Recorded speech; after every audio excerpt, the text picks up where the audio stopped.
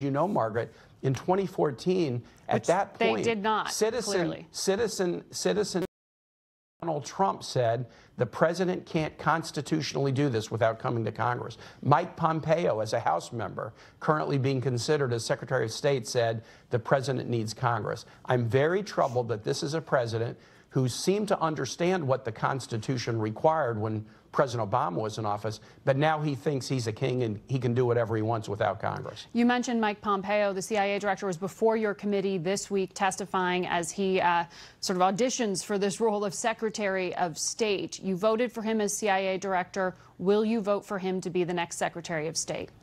Margaret, I've decided to vote against him to be Secretary of State. I did vote for him as CIA director. He has an intel background that I thought suited him for the position. But look, we have a president who is anti-diplomacy.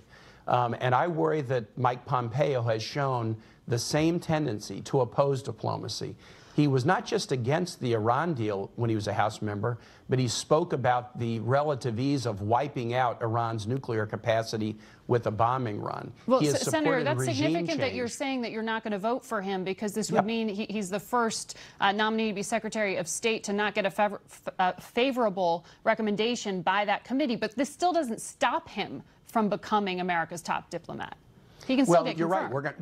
We're going to have a floor vote, and I'm telling you what my vote is. I don't want a Secretary of State who is going to exacerbate the President Trump's tendencies to oppose diplomacy. You've seen President Trump try to underfund the State Department and USAID, not appoint key ambassadors, tweet out insults about foreign leaders, back the United States out of international agreements and organizations. We do not need a Secretary of State who's going to exaggerate those tendencies. We need a Secretary of State who's going to stand up for strong diplomacy, and I don't believe that's Director Pompeo's inclination.